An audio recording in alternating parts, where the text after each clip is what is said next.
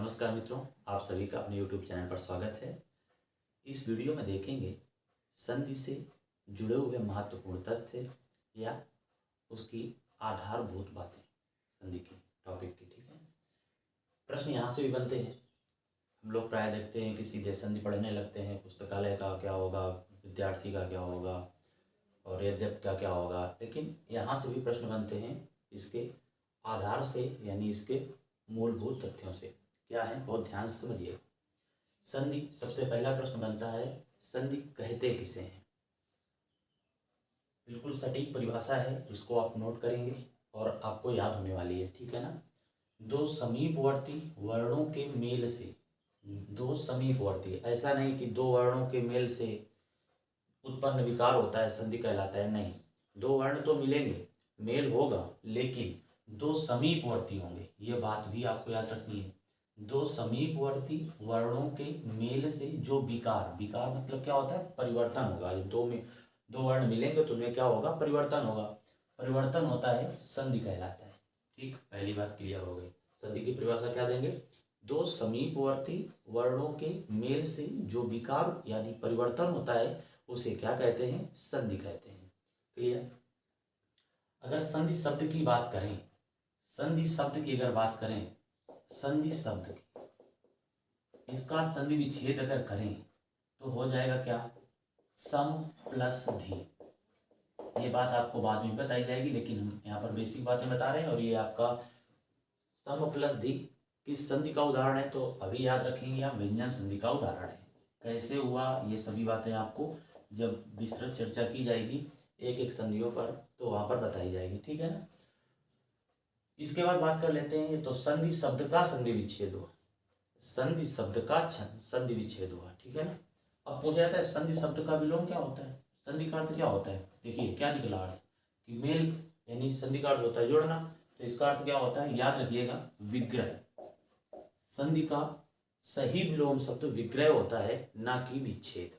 याद रखेंगे, विच्छेद कब माना जाएगा सही, तो आपको बता दें, जब विग्रह विकल्प में नहीं है तब जाके विच्छेद को चुनेंगे। याद रखिएगा, तो ये 100% ये होगा अगर दोनों है तो, नहीं तो 90% ये। लेकिन कब, जब विग्रह नहीं होगा तब।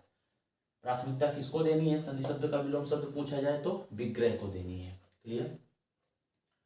संधि के प्रकार कितने होते हैं, यह भी प्रश्न पूछा गया कि संधि के कितने प्रकार होते हैं। तो संधि के 3 प्रकार होते हैं, स्वर संधि, व्यंजन संधि और विसर्ग संधि।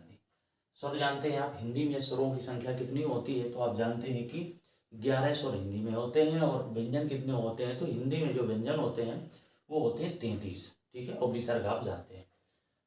तो विसर्ग हो गए, संधि के 3 प्रकार हुए। अब पूछा था कौन कौन से, स्वर संधि, व्यंजन संधि, विसर्ग संधि। इन तीनों की परिभाषाएं अभी तक तो नहीं पूछी गई हैं, लेकिन संभावना है कि आगे प्रतियोगी परीक्षाओं में जिस प्रकार का कंपटीशन बढ़ रहा है, परिभाषाएं पूछी जा सकती हैं। और यहाँ तक जितना भी बताया हमने, ये सब कुछ पूछा जा चुका है। चाहे वो संधि का संधि विच्छेद हो, या विग्रह हो, या संधि शब्द का विलोम हो, पूछा जा चुका है। इसको देख लेते हैं थोड़ा सा। स्वर संधि किसे कहते हैं, दो स्वरों के, जैसा कि नाम से स्पष्ट है स्वर, तो दो स्वरों के मेल से उत्पन्न जो विकार होता है उसे क्या कहेंगे, स्वर संधि कहेंगे।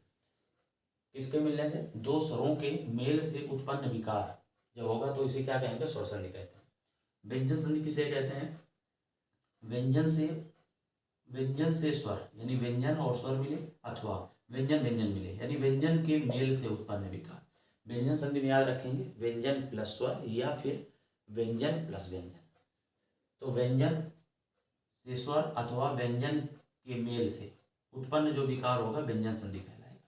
विसर्ग क्या है, विसर्ग के साथ, विसर्ग आप जानते हैं ये सिंबल होता है, प्रतीक होता है। विसर्ग के साथ स्वर या व्यंजन कुछ भी हो, विसर्ग के साथ स्वर भी हो सकता है और व्यंजन भी हो सकता है, के मेल से उत्पन्न विकार को क्या कहते हैं, विसर्ग संधि कहते हैं। महत्वपूर्ण है आगे की परीक्षाओं के लिए, इसलिए आप इसे याद रखेंगे। ठीक है ना। तो अब इसका पूछा जाएगा स्वर संधि के कितने प्रकार होते हैं, बाकी इनके प्रकार नहीं होते, व्यंजन संधि विसर्ग, यहाँ पर नियम होंगे। क्या होंगे, यहाँ पर नियम पढ़े जाते हैं, और नियम के आधार पर ही व्यंजन संधि है तो उसका शब्द होगा, व्यंजन संधि का अगर शब्द है तो उसका संधि विच्छेद कर दिया जाता है नियम के अनुसार। तो स्वर संधि के भेद होते हैं, कितने प्रकार होते हैं, तो स्वर संधि के 5 प्रकार होते हैं। प्रश्न पूछा गया है कौन कौन से, दीर्घ स्वर संधि, गुण स्वर संधि, वृद्धि स्वर संधि, यण स्वर संधि, अयाद स्वर संधि। अब एक एक करके आगे वीडियो में आपको अपलोड करते रहेंगे, तो आप देखते रहिएगा, ठीक है ना। कुछ महत्वपूर्ण लिए हैं शब्द, अभी ये बेसिक हैं, आप केवल आपके लिए आप अभ्यास कर सकते हैं। रत्नाकर क्या होगा, संधि विच्छेद जब करेंगे रत्न प्लस आकर हो जाएगा। इसका कौन सी संधि है, कैसे हो रहा है, ये सभी बातें आपको आगे आने वाले जब एक एक करके लेंगे, पहले स्वर संधि पढ़ेंगे, व्यंजन संधि, विसर्ग, ये बेसिक वीडियो है, ठीक है ना, बेसिक बातें यहाँ पर। सख्यागमन, सखी प्लस आगमन हो जाएगा इसका, सखी प्लस आगमन हो जाएगा। अभ्युदय, अभि प्लस उदय हो जाएगा। तिरस्कार, विसर्ग संधि में जाएगा, तिरा प्लस कार। आयतन मुरारी, आयतत विसर्ग, ओ हलंत हल चिन्ह लगेगा, आयतत मुरारी, एतत प्लस मुरारी हो जाएगा। यद्यपि, यदि प्लस अपि हो जाएगा।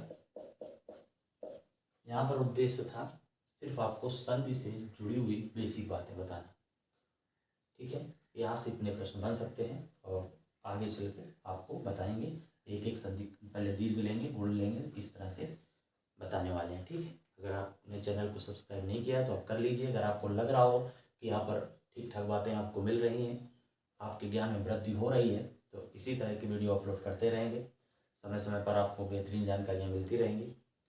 सब्सक्राइब कर सकते हैं अगर आपकी इच्छा है तो।